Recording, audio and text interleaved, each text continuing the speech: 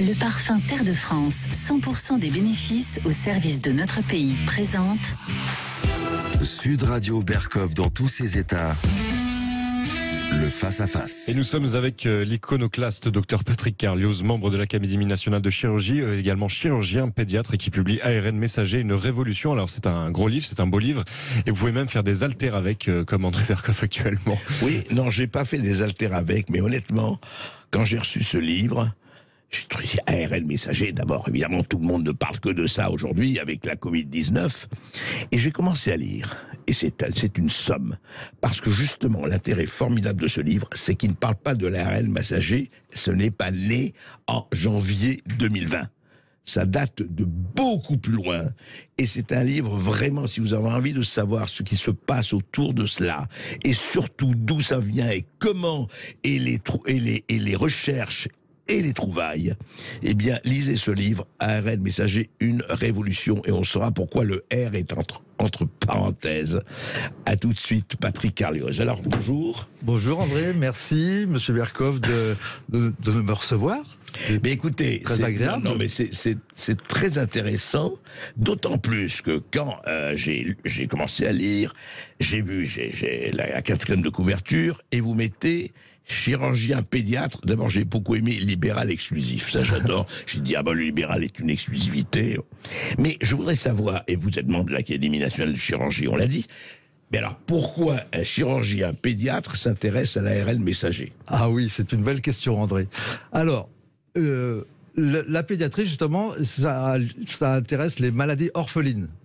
Et un des intérêts majeurs... Rappelez ce que c'est que les maladies orphelines. Les maladies orphelines, c'est des maladies dont au départ on ne connaît rien, ni d'où elles viennent, ni les traitements. Elles n'ont pas de traitement. Et petit à petit, avec la génétique et la génomique, on a trouvé des gènes de transmission ou des allèles qui sont responsables. Et le but, c'est avec le ciseau CRISPR, qui a été découvert par une Française, Emmanuelle Charpentier, prix Nobel 2020, encore une chercheuse qui s'est échappée de France parce qu'elle n'avait pas de crédit, puisque la R&D, recherche et développement médical en France, c'est une misère. C'est une misère.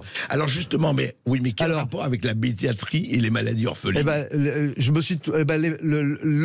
L'avenir du traitement des maladies orphelines, c'est justement la génomique et l'ARN messager. On va pouvoir, par exemple, une maladie qui se transmet par deux allèles du papa et de la maman, on va pouvoir, avec le ciseau CRISPR, enlever des nucléotides sur le message de l'ARN qui transmet cette maladie. On va remplacer ces nucléotides par des bases qui sont des bases qu'on appelle des bases fantômes, des bases phi. Et avec ces bases phi, on va créer des gonosomes, c'est-à-dire des chromosomes génétiques. C'est compliqué, mais on essaie de. Ces gonosomes, on va en prendre un pour la maman, l'allèle de la maman, on va le transformer, l'allèle du papa, on va le transformer, on va faire une fécondation in vitro, et avec ces deux allèles qui normalement devaient donner une maladie, ne donneront un enfant non malade. C'est déjà.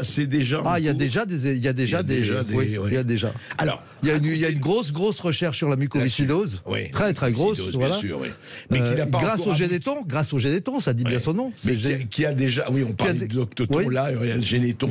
Mais juste, Patrick Carlioz, alors racontez-nous quand même ce que c'est exactement, parce que au-delà des polémiques, qu'est-ce que c'est que vraiment en termes simples, parce que je sais que c'est pas facile, parce que il y a des mots scientifiques, on ne peut pas les éviter, mais quand même, qu'est-ce que c'est que l'ARN messager? Qu'est-ce que c'est d'abord, et comment on l'a découvert, comment cette histoire, parce qu'elle n'a pas commencé hier, cette histoire. Eh oui, c'est un des gros problèmes de la communication, et en radio et en politique et partout. C'est le problème de cette communication. Et trop de communication tue la communication, comme trop d'impôts tue l'impôt. Une phrase célèbre. Eh ben, ça s'est passé comme ça. C'est pas un vaccin qu'on a découvert il y a 10 mois. L'ARN, après toutes les élucubrations, tout ce qui a été évoqué jusqu'à la notion de génomique et de gène, c'est-à-dire jusqu'à Mendel, Grégor le moine autrichien, austro-hongrois, Grégoire Mendel, dans son abbaye de Saint-Thomas, où il a découvert les lois de la génétique. Ça, c'était il y a 1900, d'accord. Mais l'ARN lui-même, après, a été découvert. Donc on est passé de la découverte de la cellule Du code génétique, c'est ça? Non, on a découvert d'abord de la cellule végétale. Tous les travaux étaient faits sur la cellule végétale, pas animale. D'accord. Puis, dans cette cellule végétale, on est passé à la cellule animale à partir de la découverte du microscope. 1760, c'est Hooke, c'est Robert Hooke, c'est le Léonard de Vinci anglais. C'est un savant qui a fait de l'architecture, qui a inventé les premiers pressiomètres, les premiers tensiomètres, un géant intellectuel. On l'appelle Léonard de Vinci anglais. Anglais, oui. Personne ne le connaît. En 1760, il a inventé le microscope. Il a inventé le microscope. Et grâce au microscope, on a découvert... Et grâce au microscope, on a d'abord découvert la cellule végétale. Et c'est lui qui a créé le mot cellule, du latin cellula, petite chambre de moine. Les cellules de moine, les cellules de prison, cellules. Et fait quand même prémonitoire, on l'a appelé cellule, et fait prémonitoire, je le redis, la paroi de la cellule est à 90% de cellulose. Mais cellulose, ça n'a rien à voir avec cellule. Parce que le cellulose, c'est un sucre. C'est un polysaccharide. Donc la paroi de la cellule est 90%. Non, végétale. Végétale. Donc toutes les études sont faites là-dessus. Après, il y a eu la découverte de l'ADN, la nucléine d'abord, par un monsieur, Micher. Et ce monsieur, quand même, comment il a découvert la nucléine dans les années 1900? Il faisait le tour des poubelles des hôpitaux pour ramasser les compresses pleines de pus, parce que la cellule la plus grosse, c'était le leucocyte. Et c'est donc ce qui pousse et ce qui se développe énormément quand il y a des infections. Et pour pouvoir étudier la plus grosse cellule avec un microscope encore petit, il allait chercher le pus. Et comme donc ça, il a découvert la nucléine. Il a découvert donc c'était déjà un acide nucléique. Et puis après, l'ADN, l'ARN a été découvert en 1929. L'ARN. Alors l'ADN. Comment on décompose l'ARN, on dit? Alors l'ADN, c'est la double branche. Voilà. La double branche, c'est l'acide désoxyribonucléique. Et l'ARN? L'ARN, il a été découvert bien avant.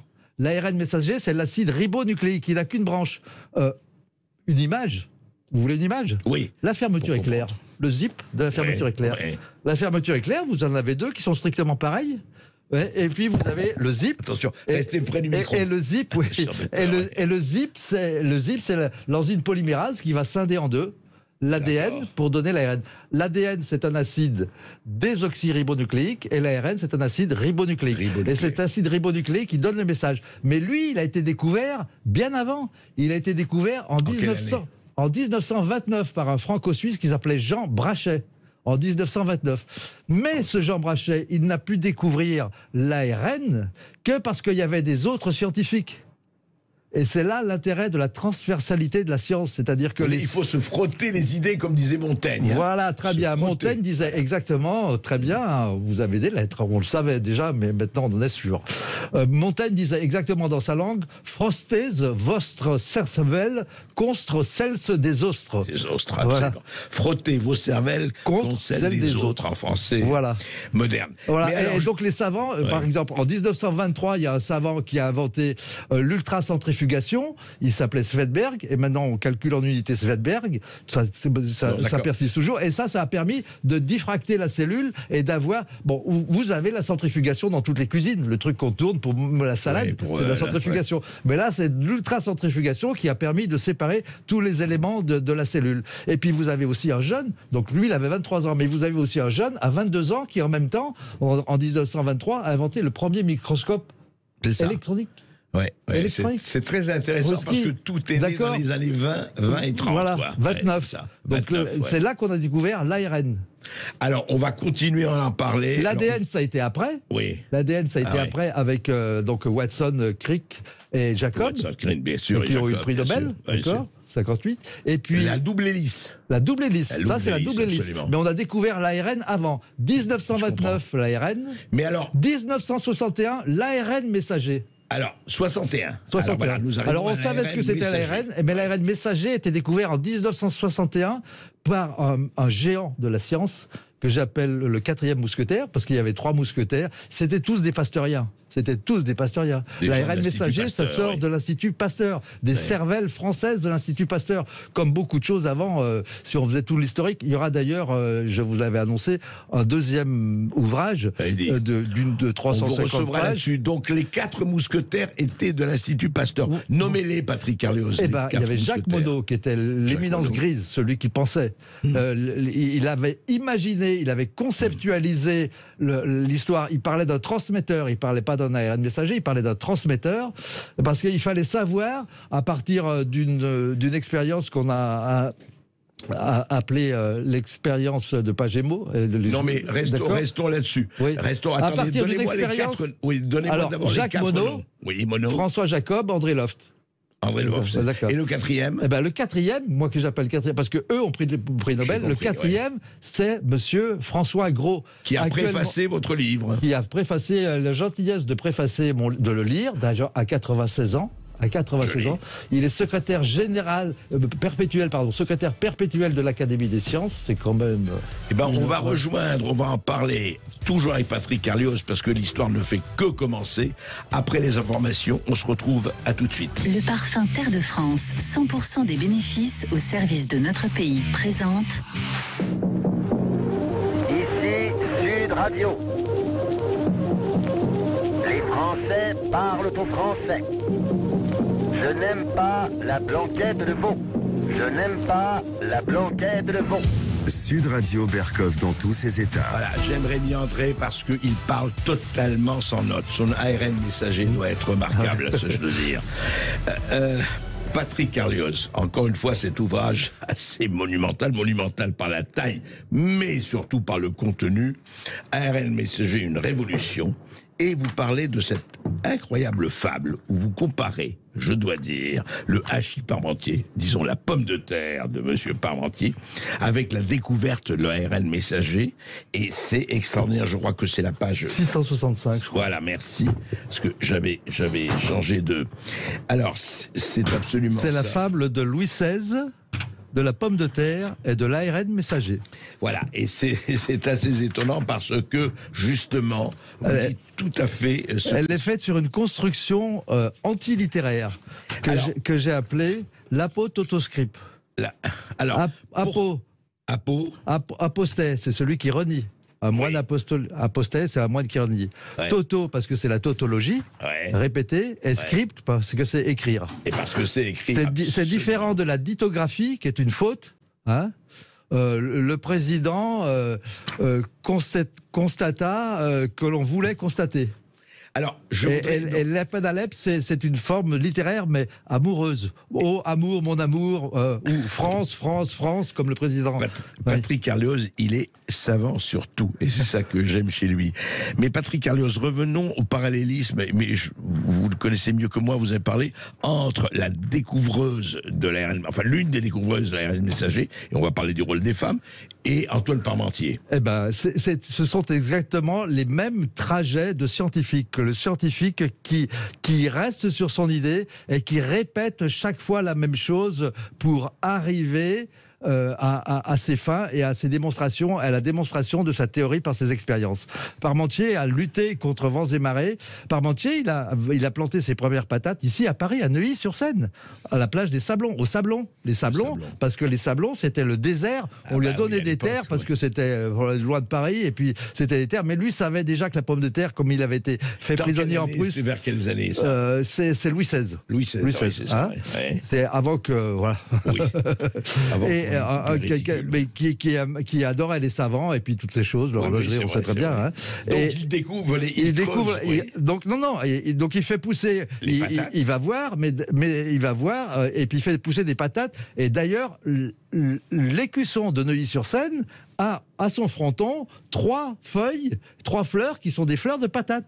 Je ne pense pas qu'il y a beaucoup de Parisiens qui le sachent. Non, je pense pas non plus. Mais alors, quel rapport et quel parallélisme avec... Lui, il a lutté contre vents et marées. Ouais. Il a d'abord présenté, il a permis de guérir, de venir à bout de la jet. Il y avait une énorme jet à ce moment-là, puisque Louis XVI lui a dit qu'il avait fait le pain des pauvres avec l'amidon de la patate. Il faisait du pain. Donc il faisait le pain des pauvres. Il a sauvé la population, comme l'ARN va sauver la population.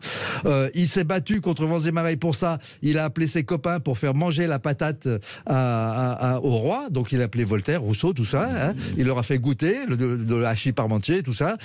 Comme on fait certains pour le vaccin, d'accord. Est-ce qu'on aurait dû faire tout le monde, d'ailleurs, pour le vaccin, se faire vacciner devant tout le monde, comme a fait Elvis Presley dans les années 60, quand il s'est fait vacciner devant tout le monde pour la polio. Il y avait des morts avec la polio, des accidents. Et Elvis Presley s'est fait vacciner immédiatement devant tout le monde, en sachant qu'il y avait un risque, qui était encore plus important, le risque qu'on a actuellement pour l'ARN messager. Oui, alors elle continue, il continue. Mais, pardon. Oui. Il continue. Parlez-nous de cette femme qui a de son. Alors parallèle. Cataline Carrico, donc elle a fait pareil. Elle a été donc. Parmentier, on le mettait dans la cave, il avait son laboratoire dans la cave. Carrico, on l'a vidé de la faculté parce qu'elle faisait des travaux. Elle était roumaine, c'est ça? Elle était hongroise. Oui. Et c'était dans un pays où quand même le président de l'époque, le dictateur de l'époque, disait quand même qu'il était le fils spirituel de Staline. D'accord. Vous dire, hein, dans pleine Hongrie soviétique, enfin soviétisée, etc. Et là, on pouvait pas. Donc, elle voulait travailler que sur l'ARN parce que c'était l'époque où tout le monde travaillait sur les gènes. On venait de découvrir la double hélice, donc tout le monde parlait des gènes, la génomique, la double hélice, Watson, tout ça. Et elle disait, elle était comme François Gros. Il y avait cet ARN messager. Donc François Gros l'avait découvert. Elle a commencé ses travaux en 85, mais comme elle n'avait pas d'argent, elle a vendu sa Lada. Hein, et attendez, sa voiture, elle a vendu sa voiture et on ne pouvait pas sortir de devises dans ce gouvernement. Donc elle a cousu les devises dans la poupée de sa fille. Elle est partie avec sa fille en laissant son mari. Elle a demandé asile à un pays. Le premier pays à qui? Et on lui a refusé. Vous savez qui c'est? La France. La France. Voilà. Il a refusé. Oui, on l'a refusé à l'époque. Il y a les papiers, il y a tout le monde. Ouais. Donc après, elle a demandé l'Espagne, l'Italie, ils ont refusé. Elle atterrit à Philadelphie, porte ouverte. Ouais. Et Philadelphie, elle fait ses travaux de 85 à 2005. Et là, elle découvre les possibilités thérapeutiques. Son idée, c'était de se servir de ce message de l'ARN messager pour que le corps fabrique lui-même les molécules dont il a besoin. On a mal, on a besoin de corticoïdes. Au lieu de manger des corticoïdes, on envoie un petit message. Les cellules vont fabriquer le corticoïde nécessaire, la dose nécessaire, dans l'usine cellulaire et notamment dans le ribosome. Quand on a besoin, on peut le fabriquer comme ça. D'accord. Voilà. Et après, ça a dérivé sur les vaccins, mais son problème, c'était que l'ARN était immédiatement détruit dès qu'on l'injectait. Et les cellules et les souris, elles mouraient en faisant un orage cytokinique, d'accord? Elles mouraient d'un énorme choc électrique jusqu'au jour, parce qu'elles, tous les jours, comme Parmentier, tous les jours, elles recommençaient la même expérience. C'est-à-dire que sur une partie de l'ARN, elle changeait les nucléotides jusqu'au jour... Sur des souris, elle travaillait sur des souris. Ouais, elle travaillait sur les souris, mais elle travaillait sur des bras d'ARN. Elle changeait les codes pour que l'ARN soit toléré par le corps, jusqu'au jour où en 2005, et surtout quand elle a rencontré Drew Weissman avec qui elle a fait les nanoparticules, alors ça fait peur à tout le monde, mais ce sont des nanoparticules lipidiques. Hein, et il travaillait sur les allergies, Drew Weissman, et en mettant l'ARN qui avait été modifié, parce que ce n'est même pas de l'ARN. Il faut que les gens comprennent que c'est de l'ARN modifié. C'est même pas l'ARN viral complet, c'est même pas la totalité d'ARN, c'est une portion de l'ARN viral qui elle-même est modifiée. Elle est modifiée notamment au niveau de la N'. Mais alors, dites-moi, Patrick Carlios, malheureusement, rentrer dans les détails, il faut être vraiment scientifique pour cela, mais... Non, il faut bien comprendre que c'est l'ARN modifié. Il est modifié déjà. Il n'a même pas tous les éléments. C'est une portion, disons, un petit tiers de l'ARN. C'est cette partie qui va fabriquer les anticorps, et même cette partie, elle est elle-même modifiée. Et d'autre part, elle est injectée. Elle passe à côté du noyau, elle ne sort pas du noyau comme l'ARN endogène. Oui, mais alors justement, écoutez, on va pas rentrer, pour le moment, il y aura peut-être les auditeurs qui vont rentrer, mais quand vous voyez par exemple le professeur Delfrécy, vous savez, le président du conseil scientifique, qui a dit pas plus tard que vendredi, il a dit, attendez, quelqu'un qui peut avoir beaucoup d'anticorps peut avoir le Covid-19 et quelqu'un qui a peu d'anticorps très peut bien. ne pas avoir le Covid-19. Je dis exactement pareil. Alors, oui, je dis exactement pareil. Alors, à quoi ça sert? Et parce qu'il dit, il faut fabriquer des anticorps. Parce que normalement, parce qu'on n'est pas tous pareils. Autrement, on serait tous on appuierait sur un bouton et puis c'est une machine qui nous fabriquerait pareil comme on fabrique des robots. On n'est pas tous pareils. On n'a pas tous les mêmes immunités. Et notamment, il y a une immunité que tout le monde oublie. Parce qu'on parle de l'immunité génétique, celle qu'on a. D'accord. Oui, l'immunité naturelle. L'immunité naturelle, cellulaire. Ouais. On parle de l'immunité acquise, celle qu'on envoie, qu'on provoque par la vaccination. Ouais. Une immunité même. Mais il y a une immunité dont personne ne parle et qui est très importante, c'est l'immunité muqueuse. Et là, j'ai fait tout un chapitre. Vous avez 400 mètres carrés de cellules muqueuses dans votre corps. André. 400 mètres carrés. Oui. Et vous avez 400 mètres carrés. C'est quoi l'immunité muqueuse? L'immunité muqueuse, un exemple très simple, vous avez un petit garçon, un petit bébé, vous avez des petits-enfants. Oui, non, Ils pas sont les très beaux. petits-enfants. J'ai des enfants, mais pas de petits-enfants, hélas. Même vos enfants, quand ils étaient petits, ils mangeaient la terre. Ils sont pas malades. Pourtant, il y a des tas de saloperies dans la terre. L'immunité muqueuse, c'est tout le type digestif. C'est comme ça, c'est comme ça qu'il y a une piste de recherche actuellement avec le BCG. Parce que le BCG, tout le monde dit bacille. Oui, bacille. Bacille de Calmette-Guérin. Non, c'est pas bacille. C'est bilier. C'est bilier, c'est la méthode bilier de Calmette-Guérin. C'est pas bacille. Le bacille, c'est le bacille de Koch. De Koch, absolument. Oui. C'est pas le bacille de Calmette-Guérin. Mais vous voulez dire que ces cellules muqueuses... Et ces cellules muqueuses, elles ont une immunité. Elles ont déjà une immunité. D'accord. C'est pour ça que quand vous faites un Covid, on a longtemps, et les premiers mois, maintenant on commence à y penser, on a des signes digestifs importants. Il y a des gens qui mourraient de diarrhée ou de douleurs abdominales importantes. Pourquoi? Parce que en même temps qu'on les inhale, ils passent dans le pharynx et puis ils passent dans les intestins et ils font comme un enfant fait une gastro-entérite ou une adénolymphyte mésentérique. Et le virus a une capacité. Et donc là, il y a une immunité spéciale au niveau des muqueuses. C'est une piste d'ailleurs qui est exploitée un peu en secret, mais il n'y en a pas beaucoup, pour faire les vaccins injectés par voie nasale et non plus en piqûre. Ah oui, c'est ça. Grâce au développement de cette immunité. Alors, on va continuer à parler après ceci avec le docteur Patrick Carlioz, l'ARN révolution, point d'interrogation. Pour nous, on va en parler. Et vous apprenez justement qu'il y aura peut-être des vaccins à voie nasale. Vous nous appelez au 0826 300 300 pour poser vos questions au docteur Carlioz. Et nous sommes toujours avec le docteur Patrick Carlioz. Cet ouvrage passionnant, l'ARN messager, une révolution, de l'origine de la vaccination puis à la thérapeutique. C'est vrai que vous soulevez, Patrick Carlioz, mais d'abord l'histoire et puis toutes les caractéristiques, tout ce qui fait, etc. Il faut prendre le temps de le lire. C'est un beau cadeau de Noël d'ailleurs. Prenez le temps de le lire, c'est tout à fait accessible, mais c'est une lecture évidemment. Alors pour la voir, c'est sur un site. Alors voilà, sur quel site? Alors le site c'est en minuscule ARN. ARN. Petit tiret du 6, on dit, mais petit tiret. Petit tiret, oui. Messager, petit tiret. Oui. Révolution. Oui. Point com. Parenthèse.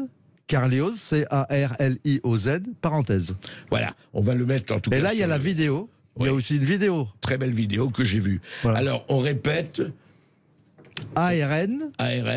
Petit tiret. Oui. Messager. Oui. Petit tiret. Révolution. Point com, parenthèse, Carlioz, parenthèse. Alors pourquoi révolution avec un grand R?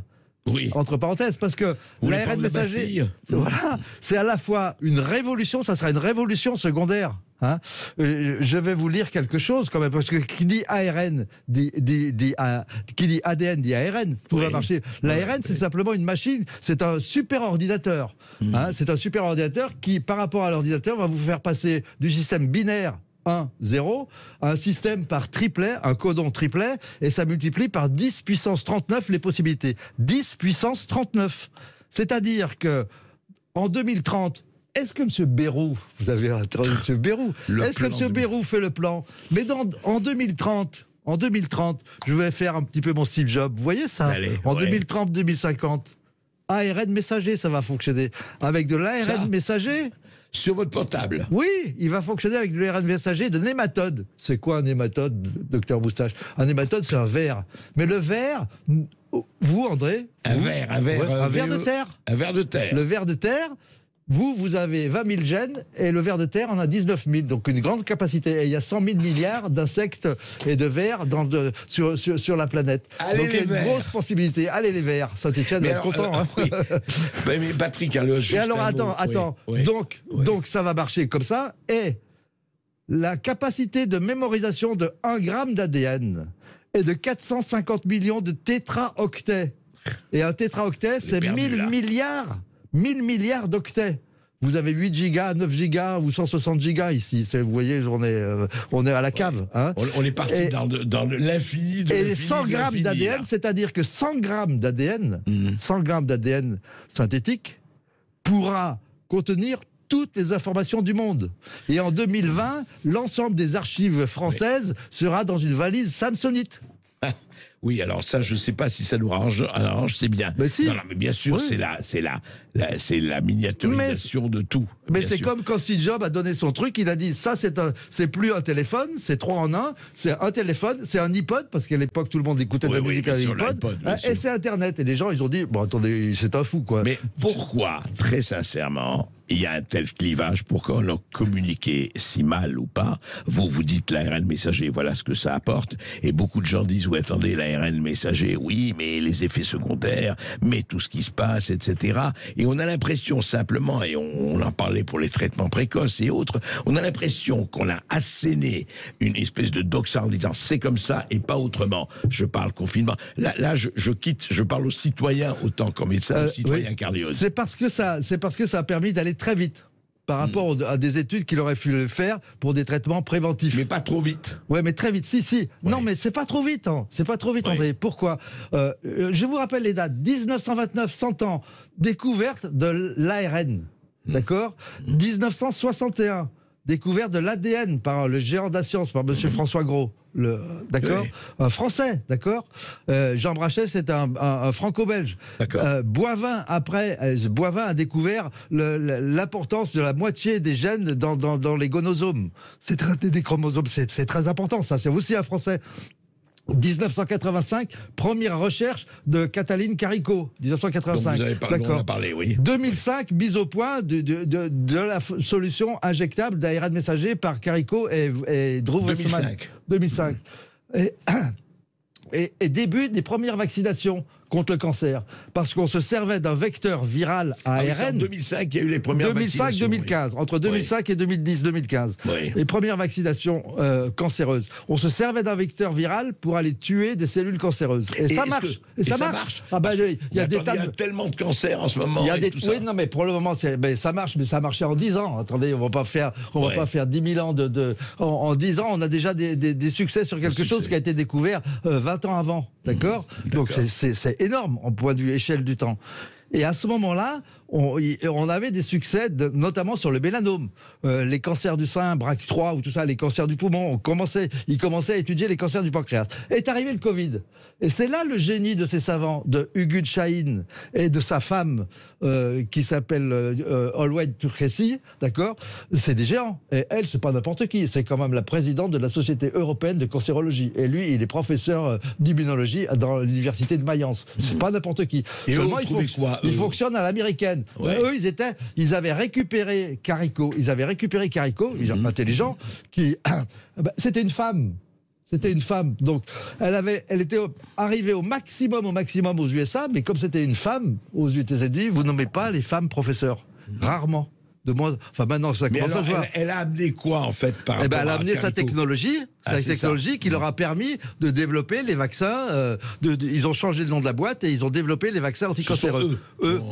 Avec Caricot, qui est devenue directrice médicale chez eux à Mayence, chez BioNTech. Qui est toujours là, d'accord. D'accord. Qui est toujours là. Le BioNTech, le fameux. Le BioNTech. Et elle a dit elle-même, vous avez sa phrase exacte que j'ai mis dans mon livre, que c'est les Français qui avaient trouvé, mais peut-être qu'ils n'avaient pas assez d'argent et qu'ils n'ont pas osé. Ah, on n'a jamais assez d'argent. Voilà. Nous, On peut en parler parce que. On a déjà marre pour faire des plans. Oui, alors là, on peut en parler. Moi, je préfère que M. Bayrou, il me donne simplement 10% de ce qu'il met dans les plans pour la recherche médicale française. Oui, parce que la recherche médicale, la R&D internationale, c'est 450 milliards de dollars aux USA, 300 milliards de dollars au Japon et 30 milliards en Europe. 20 milliards en Europe, d'accord? 20 milliards pour toute l'Europe, vous Oui, dites oui. Recherche et développement. Recherche et développement. Mais ça, c'est pour la recherche et développement de tout. Oui, j'ai de compris. la pédale, de la pédale de bicyclette à la tasse à café, toute la recherche et développement. En santé, la recherche médicale, c'est 45 milliards de dollars aux États-Unis. C'est 30 milliards. C'est 450 milliards aux États-Unis. 450 milliards. C'est 350 En santé, en santé. En santé, hein. Ouais. hein, c'est 30 milliards, pardon, je veux dire, en 30 milliards au Japon et c'est 7 milliards en Europe. C'est pour toute Donc, l'Europe. oui, cherchez l'erreur. L'erreur, elle est là. Cherchez l'erreur, ouais. Par définition, la recherche et développement, c'est de la perte d'argent. Bah, bien sûr. Vous en avez 80%. Mais le jour où vous trouvez, c'est jackpot. Ouais. Et puis c'est pas ça, on n'est pas là pour l'argent, on est là pour la vie. On est là pour la vie et pour rechercher. Oui. Et demandez à monsieur Bayrous s'il a mis dans son plan le développement de l'ARN. Moi, je serais curieux de le lire. Oui, ce serait moi aussi. Vous aussi Ça m'étonnerait, mais on va voir. Il faut lui demander. On va lui demander, cher Patrick Carlioz, on va lui demander. Et en attendant, on va commencer à parler. Vous allez commencer à discuter des femmes. Oui, on va en parler. Attendez, oui. vous avez encore du temps. On va parler avec les auditeurs et les auditrices de Sud Radio, parce que sinon, voilà. Et je retiendrai que le 13 décembre, j'ai entendu un Lyonnais dire allez les faire et vous nous appelez au 0826 300 300 pour poser vos questions au docteur Carlioz. Vous allez prendre la parole dans un instant. Et nous allons tout de suite dans le Gers à Auch avec Pierre-Henri. Bonjour Pierre-Henri. Oui, bonjour Pierre-Henri. Bonjour André Berkov, bonjour docteur. Merci pour votre émission tous les jours et en particulier celle d'aujourd'hui. Voilà. Merci. On vous écoute. Alors, je vais essayer d'être synthétique. J'ai eu la forme pas grave mais sévère du Covid courant été. Oui. Je me suis, on va dire, sauvé. Enfin, je fais en sorte que ça ne devienne pas plus grave en ne respectant pas le protocole officiel. C'est-à-dire, c'est un peu l'aspirine et l'ivermectine qui m'a sauvé, qui m'a évité de faire une phlébite et une embolie pulmonaire. Bon, bref, donc j'ai encore de l'immunité, André et docteur. Mais ma question, je ne suis pas du tout anti-vax ou machin. J'étais pas encore vacciné. J'attendais le Sanofi, c'est-à-dire un vaccin plus classique de souche atténuée. Ma peur, moi, de l'ARN, j'ai fait quelques petites études scientifiques, donc je connais un tout petit peu la base ADN, ARN. Ça a toujours été est-ce que cet ARN qui peut nous faire du bien d'un côté ne peut pas modifier en même temps notre immunité qui serait bonne de notre côté. En gros, voilà, docteur, et pour finir, j'ai un exemple, j'ai quelqu'un de très proche chez moi qui avait la maladie de Basedow, une maladie donc d'hyperthyroïdie, qui était en rémission depuis 2 ans et demi, et qui, peut-être coïncidence, après 2 injections, quelques mois après, cette maladie s'est réenflammée. Alors, je dis bien que c'est peut-être une coïncidence. Alors, Patrick Carlioz, pour finir, la fission de l'atome, d'un côté, a été quelque chose pour l'humanité, mais on en a fait aussi une bombe atomique. Je me disais, est-ce que l'ARN ne pourrait pas faire ça? Voilà. Et ce qui n'est pas, très bien pour l'humanité, et la bombe atomique, ce que vous dites, voilà, l'ARN, beaucoup d'avantages, mais est-ce qu'il n'y a pas d'inconvénients? Alors, Patrick Carlioz, docteur Carlioz, Pierre-Henri vous exprime, et c'est une très bonne question, son doute, quoi. Oui, très bonne question. Alors, Pierre-Henri, en médecine comme en amour, il n'y a ni jamais, ni toujours. D'accord ? Alors, en ce qui concerne l'ARN messager, il faut savoir qu'il est totalement détruit. Et vous regarderez la vidéo, il est totalement détruit. C'est-à-dire, une fois qu'il a donné son message, qu'il est passé dans une sorte d'imprimante 3D qui est le ribosome, qui va fabriquer les anticorps, ou qui va fabriquer autre chose, il est détruit. Alors, on a des réactions allergiques comme à n'importe quoi. Il y a des réactions allergiques, on ne peut pas les nier. Je veux dire, comme si vous prenez un allergène X ou Y, comme il y en a qui sont allergiques. Ça va très loin quand même, les réactions, Mais on n'est pas tous fait pareil, mais ça va très loin. Moi, je ne suis absolument pas allergique aux piqûres de guêpe, mais vous pouvez avoir quelqu'un qui, à côté de vous, meurt en un quart de seconde d'une piqûre de guêpe. D'accord ? On a des immunités différentes. Justement, l'immunité est différente. On ne peut pas nier des effets secondaires, mais ils sont bien... Par exemple, ils sont nettement moins, par exemple, que l'aspirine. L'aspirine, au jour d'aujourd'hui, n'aurait jamais une AMM, c'est-à-dire une autorisation de mise sur le marché. vu les conséquences qu'il y a sur les ulcères gastriques et toutes les... Pourtant, on continue à prendre l'aspirine. Et pourtant, vous continuez. Le Doliprane que vous prenez, qui est en vente libre, donne bien plus d'accidents actuellement que le vaccin ARN. Vous avez des insuffisances hépatiques, vous avez eu des greffes il y a eu des morts chaque année, il y a eu des greffes de foie sur une insuffisance hépatique aiguë liée à une surcharge de Doliprane. C'est en vente libre, donc les gens peuvent en prendre comme ils veulent. Vous avez les anti-inflammatoires, les AINS. Ils en prennent 10 ou 20. Non, les AINS, par exemple, les anti-inflammatoires comme l'ibuprofène, le kétoprofène ou des choses comme ça, ou le nifluril, ce sont des médicaments qui sont chrono-indépendants et dose non dépendants. C'est-à-dire que vous pouvez en prendre 1 mg ou 100 grammes, avec 1 mg, vous ferez une anurie, c'est-à-dire une insuffisance rénale qui vous fera dialyser. En fonction de ce que vous êtes. Voilà. Mais vous pouvez aussi l'avoir pris pendant 30 ans et rien faire, et puis à un moment donné, vous en prenez un cachet parce que vous avez mal en venant de faire une course à pied, de faire un trek ou tout ça, et vous allez faire une insuffisance rénale. Il y en a 5000 par an à peu près. Très bien, Pierre-Henri, voilà, ça vous dit, on est effectivement le doute de chacun. Alors, ce qu'il faut voir, c'est que l'ARN messager, Pierre-Henri, qu'on vous envoie, c'est pas de l'ARN qui vient de la cellule. L'ARN que je vous ai dit, qui fabrique les médicaments, il sort de la cellule, il est fait à partir de votre ADN, mais l'ARN que l'on injecte, c'est d'abord une portion d'ARN, même pas le tiers. C'est un ARN, je l'ai dit tout à l'heure, qui est transformé.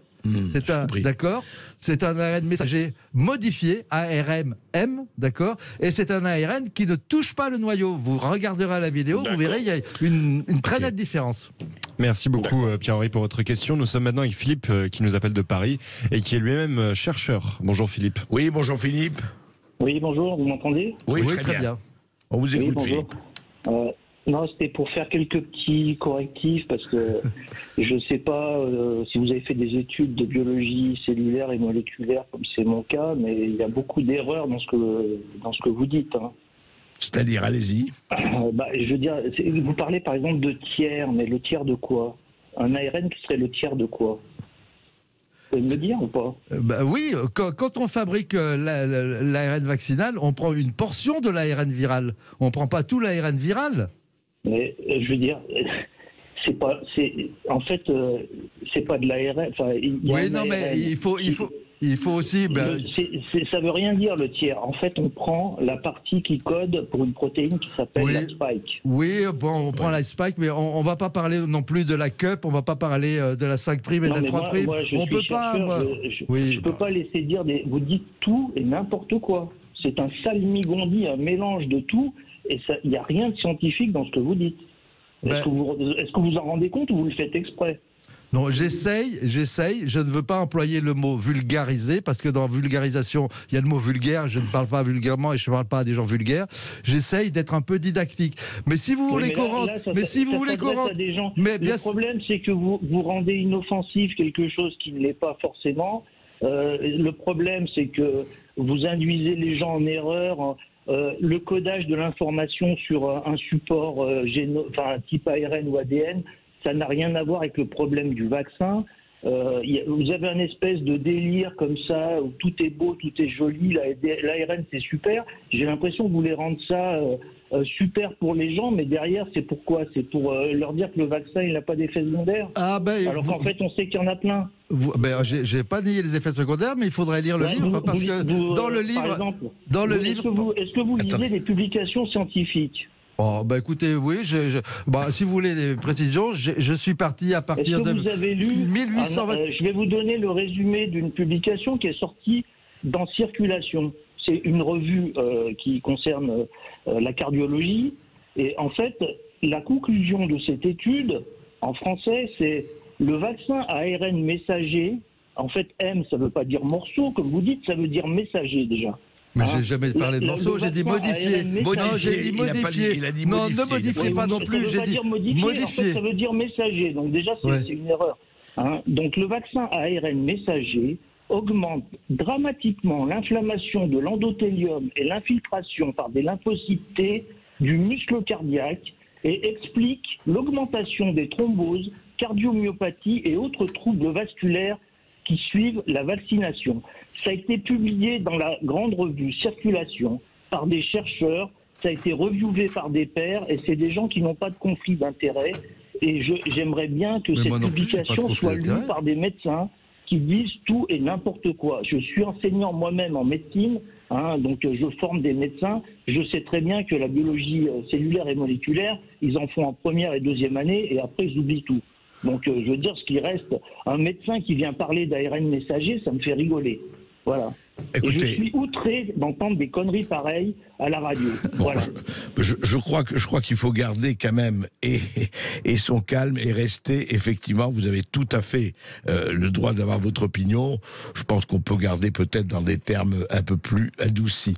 Mais Patrick Carlioz, effectivement, le problème, c'est qu'il y a un vrai débat aujourd'hui, et il est posé, et ça, on ne pouvait pas le manquer, entre des gens qui, effectivement, disent, et il y a des chercheurs, il y a des scientifiques qui disent non, ça ne va pas du tout, les effets secondaires et les dommages collatéraux de l'ARN messager sont là, et d'autres scientifiques et chercheurs qui disent pas du tout. Il y a, en tout cas, même s'il y a un certain nombre d'incidents, le problème ne se pose pas. Alors effectivement, on est en pleine polémique là-dessus, on le sait, mondiale d'ailleurs, elle n'est pas seulement française. Qu'est-ce que vous en dites Ben oui, mais de toute façon... je veux dire, on peut pas... si les gens restent... Moi, j'essaye d'évoluer. J'ai essayé...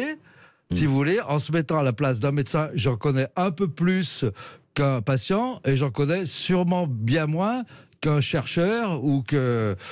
donc c'est pour ça que j'ai quand même, avant de publier ce livre, que je l'ai montré à des grands scientifiques. Il n'y a pas que monsieur François Gros, parce que même à 96 ans, je peux vous dire que son cerveau, il fonctionne encore mieux que le mien.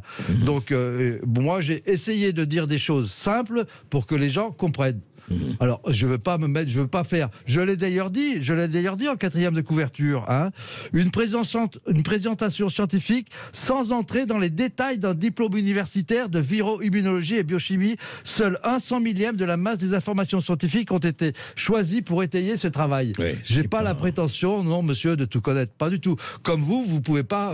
Vous me parlerez pas de la sténose du pylore. Vous me parlerez pas de la maladie de Hirschsprung, de la ganglioscolique ou de l'abaissement rétro-rectal de Duhamel, d'accord? Vous ne pourrez pas m'en parler, d'accord? Ben moi non plus, je ne peux pas vous parler de tout. J'ai essayé de mettre le débat à un niveau pour une démarche pour respecter la capacité de tout un chacun à se faire un avis éclairé en donnant une présentation simple, simplifié. Mais maintenant, si les gens... Après, il y a toutes les références bibliographiques, il y a 477 références bibliographiques.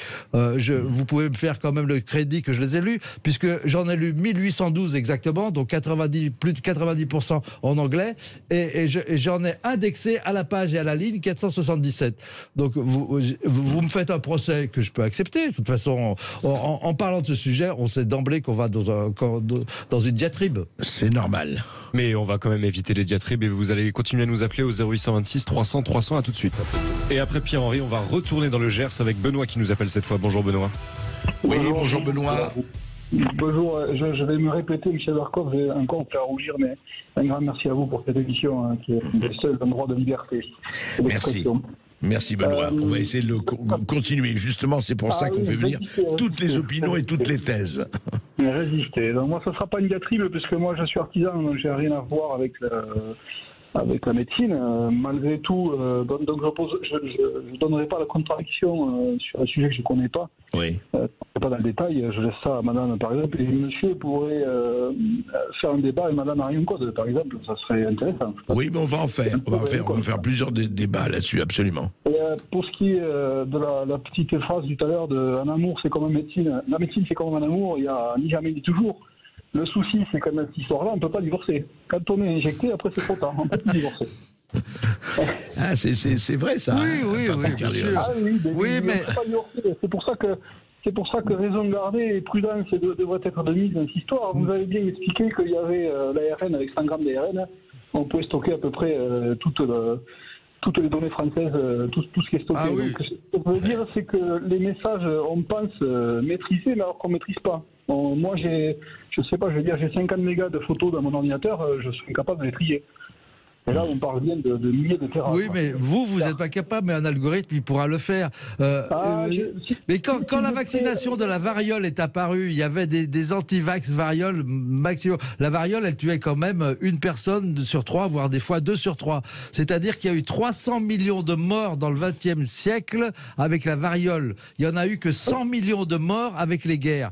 Quand la variole est arrivée, eh ben, pareil, on a dit qu'il ne fallait pas vacciner, que là où on vous piquait, il y aurait des vaches qui allaient pousser sur les points d'injection, parce que variole, la vaccination, ça vient du mot vaccine, qui veut dire vaca. Ça vient de la vaca, parce que la vaccine, c'est une maladie de la vache qui avait des petites vésicules qui correspondaient à la variole. Et c'est en grattant, c'est le même virus, d'accord? C'est le virus cowpox, et c'est les mêmes virus. Et ces virus, ils ressemblaient, et c'est en génère en allant gratter qu'il a immunisé. Mais à l'époque, la variolisation, qui n'était pas la vaccination, était réservée aux bourgeois et surtout aux rois pour pérenniser la race. Parce qu'on savait qu'il y avait beaucoup de morts avec la variole. Oui. D'accord. Et on vaccinait quitte à en perdre, on vaccinait les rois. Oui, mais Patrick, Carlios, oui, allez-y. Je comprends bien ce que vous voulez dire, vous défendez votre idée.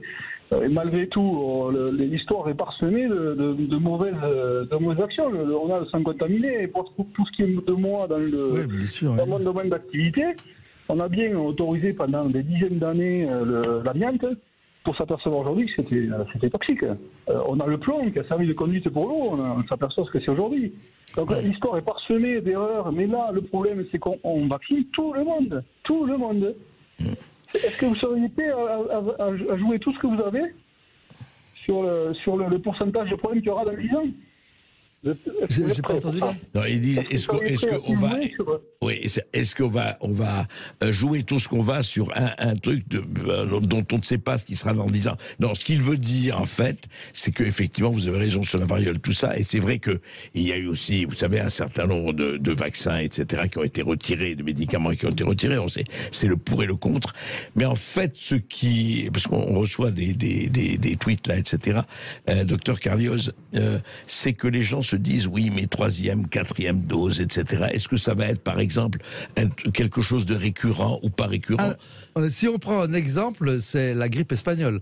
On n'avait pas d'antibiotiques et encore moins de vaccins. Ça a tué 60 millions de personnes. On pense... Pardon? On revient encore sur les peurs, la grippe espagnole. C'est ce qui a permis de ce que les gens acceptent, notamment la première idée du vaccin. C'est un virus, la grippe espagnole. Oui, sauf que la grippe espagnole, juste Benoît, la grippe espagnole, c'est-à-dire là-dessus quand même, ça a servi à diminuer de très loin les vaccins qu'il y a eu à ce moment-là. Enfin, les traitements ont servi quand même à réduire drastiquement le nombre de morts. C'est pas seulement la peur, là, je crois que c'est... Mais il faut voir. La grippe espagnole, on n'avait rien, il y a eu 60 millions de morts. Ici, on avait quelque chose de précis. Bon, c'est difficile de l'expliquer en une heure, un travail qui est fait depuis des années et qui a demandé, pour essayer de le résumer, pratiquement 1 an de travail. Mais pour la grippe espagnole, il y a des études qui supposent qu'il y a eu à peu près, sur la période de la grippe espagnole, entre une quinzaine et une trentaine de variants. On ne sait pas, on suppose, d'accord? Oui, parce qu'à l'époque, il n'y avait pas... À l'époque, on n'avait rien. Mais là, si vous voulez, d'emblée, on a eu quelque chose qui a permis d'enrayer la progression. Qu'il y ait des variants, c'est normal. Vous allez lire le livre, vous verrez, les variants, c'est normal. Le virus, il n'est pas bête, le virus. Il y en a des tas de virus. Quand vous prenez une cuillère d'eau, c'est Suttle c'est Richard Suttle qui a dit ça, un grand virologue. On m'a traité tout à l'heure que je suis pas virologue, mais lui, c'est le plus grand virologue marin du monde, d'accord? Quand vous buvez une tasse d'eau en allant vous baigner, vous avalez à peu près 1 milliard de virus. D'accord? Il tombe à peu près 80 millions de virus par mètre carré de la Terre chaque jour. D'accord? Si vous mettez tous les virus qui tombent sur la Terre chaque jour, vous faites pratiquement 1000 fois la largeur de la Voie lactée. Alors, recherchez la largeur de la Voie lactée. Vous avez dans votre corps, combien vous avez dans votre corps de cellules? Vous ne le saviez pas, peut-être, je vais vous annoncer. Vous avez 30 000 milliards de cellules, d'accord? Vous avez donc une capacité d'ADN qui va vous permettre dans votre corps de faire 2,5 millions de fois le tour de la Terre. D'accord? 2,5 millions de fois le tour de la Terre. Donc, on ne peut pas dire qu'on sait tout. Il y a des tas de choses qui sont encore cachées. Quand on dit qu'on connaît le génome, on connaît le génome des chromosomes, mais on ne connaît pas tout ce qu'il y a enroulé dans les bobines. Merci en tout cas. On ne maîtrise pas encore tout à fait la question. Juste une question. Allez-y. On est d'accord qu'il y a 13 mois, c'était une dose, c'est fini. Il y a 11 mois, c'était 2 doses, et puis c'est fini. Non. Maintenant, c'est 3 doses, et en fait, il y aura on a toujours dit qu'on 3-4 mois, on va recommencer. Si, c'est ce qui était... Donc moi, ma question, d'accord, entendu, d'accord, vous avez raison, c'est parfait, tout marche très bien. Tout le monde se vaccine et c'est réglé. Mais si jamais ça ne marche pas, si jamais on n'y arrive pas, si jamais dans 10 ans on s'aperçoit que c'est un drame, comment on fait? Comment on fait? Surtout sur les enfants. Alors nous, bon, les adultes, bon, voilà. Mais les enfants, ils ne sont pas concernés par cette maladie en plus. Hein, oui, ils ne sont pas concernés. Ah ben là, les enfants ne sont pas concernés. Les enfants ne sont pas concernés, ça on le sait très bien. Il y en a quelques-uns qui ont fait des maladies de Kawasaki, mais il n'y en a pas beaucoup. Il y en a, je crois, 19 cas. Mais pourquoi vaccine-t-on les enfants? Ah mais ça, vous en pensez quoi? Moi, je pense que, moi, si on me demandait, je pense que c'est pas obligatoire. C'est ça. Vous n'êtes pas pour la vaccination obligatoire des enfants? Pas systématique. D'accord. Merci en tout cas Benoît pour votre appel au 0826 300 300 et un dernier appel très rapidement. Nous sommes avec Richard qui nous appelle de Toulouse. Bonjour Richard. Oui. Bonjour Richard. Bonjour M. Berkoff. Bonjour Dr Carlioz. Bonjour. Je vais aller vite. Moi je suis un peu scientifique dans ma formation, mais je travaille dans l'industrie. Oui. J'ai une question qui est pratique en fait. Je me dis aujourd'hui on a vacciné avec un vaccin qui est somme toute nouveau, avec des nouveaux procédés, puisqu'il a fallu inventer les procédés pour pouvoir le produire, sur une maladie qui est pas, on va dire, qui a une létalité qui n'est pas celle de la grippe espagnole. Et je m'étonne d'une chose, c'est qu'on ne souhaite pas garder, on va dire, un groupe significatif statistiquement de personnes non vaccinées pour mesurer les effets à 10 ans. Je pense que ça coule de source. J'ai votre avis là-dessus. Eh ben, elle est très bien, mais c'est un problème d'éthique. Est-ce que vous avez le droit de laisser mourir des gens? Parce qu'il y a des études prédictives qui montrent bien qu'il y a quand même, sur certaines... En plus, on ne connaît pas les comorbidités de tout le monde, mais bon, en France, on a quand même... Mais vous savez très bien, la grossophobie, c'est quelque chose de taxé en France. Mais vous savez très très bien qu'il n'y a qu'à voir les statistiques actuellement. Ce qu'il y a en réanimation, c'est des gens qui ont des comorbidités, dont est la plus grande comorbidité, c'est l'obésité. Hein, et puis, il y a l'âge, il y a l'obésité, et puis il y a la sénescence. Aujourd'hui, moi, quand j'ai commencé les études de médecine, en 1968, l'espérance de vie, c'était 61-65 ans, d'accord? Aujourd'hui, c'est 85 ans. Donc, c'est sûr que vous avez plus de comorbidité qu'à l'âge... Mais vous avez quand même 25 ans de vie de plus, d'accord? Donc, il y a une immunosénescence, c'est des choses qu'on va apprendre. On ne pouvait pas les savoir avant. Ok, pour les personnes à risque, je peux comprendre. Pour les personnes à risque, c'est ça. Alors, vous avez actuellement dans les services de réanimation, bon, les gens qui sont, ou c'est leur spécialité, vous le diront, mais il n'y a qu'à lire les chiffres sans arrêt de l'INVS, hein, l'Institut National de Veille Sanitaire, ou de Covid Tracker ou des autres. Ce sont des gens qui ont des comorbidités. Hein, ce sont des personnes âgées et des gens qui ont des comorbidités. Effectivement, on peut se poser la question. Alors, le problème, c'est de savoir, est-ce qu'on a le droit de laisser... On n'a déjà pas le droit de faire des expériences pour savoir si un médicament marche en prévention ou s'il ne marche pas. Vous pensez bien qu'on ne va pas nous donner le droit de dire aux gens, on prend une cohorte de gens, on va les tirer au sort en disant, on ne vous donne rien du tout, mais si vous allez mourir, attention, c'est votre chose. Voilà. Mais ce que vous dit Patrick Carlios, c'est ce qu'il dit, effectivement, le problème, c'est qu'on a déjà, enfin, à mon avis, alors ça, c'est mon avis personnel, et pas c'est qu'on a empêché les traitements précoces et de prévention, alors qu'il fallait les maintenir. Mais pour finir à ça, simplement, docteur Carlioz, on sait que le taux de létalité, quand même, est de 0,05%, disons 1%. Effectivement, est-ce qu'il fallait, c'est vraiment la grande, traiter absolument toute la population comme si elle était possiblement sujette au Covid ou à la comorbidité. Mais c'est ça le problème. Oui, alors il y a eu les études prédictives, hein, il y a eu ceux qui ont fait toutes les études et qui pensent qu'on aurait eu, elles sont citées, il y aura eu, au lieu d'avoir 3 à 4 millions de morts, on en aurait eu pas loin de 30 millions. Mais non, ce sont des gens qui sont spécialistes. Moi, je peux pas. Je peux pas rentrer dans ces détails. Le problème, c'est qu'on est en guerre. C'est pas moi qui l'ai dit. Le 4 décembre ou le 12 décembre, je crois, le président a dit un discours où ça a été répété 17 fois. On est en guerre, on est en guerre. Quand on est en guerre, monsieur, on se bat pas. On est en guerre médicale. On se bat pas avec des boîtes de pétri. Vous savez ce que c'est les boîtes de pétri? C'est les boîtes de laboratoire. Vous vous battez avec ce que vous avez. Quand vous êtes en guerre, les gens nous ont sauvé la vie. Vous ont sauvé la vie à moi. Vous m'ont permis de vivre parce qu'ils se sont battus avec des pseudo-canons ou des trucs en mettant n'importe quoi dans n'importe quoi, et ça a marché et ça a permis qu'on vive en paix, d'accord? Donc quand c'est la guerre, on prend ce qu'on a. Ce qu'on avait, c'était les vaccins. Écoutez, j'espère qu'en tout cas on va gagner cette guerre parce qu'elle commence vraiment à nous courir. Mais je voudrais vous dire, lisez ce livre pour l'histoire de l'ARN messager. C'est un livre qui vous raconte toute l'histoire et effectivement personne ne l'a fait parce qu'il raconte comment on avance, en tout cas comment la science avance et comment on découvre. Pour moi, c'est les découvreurs. Et la science a avancé par des femmes. Absolument. Absolument. On n'a pas eu le temps d'en parler.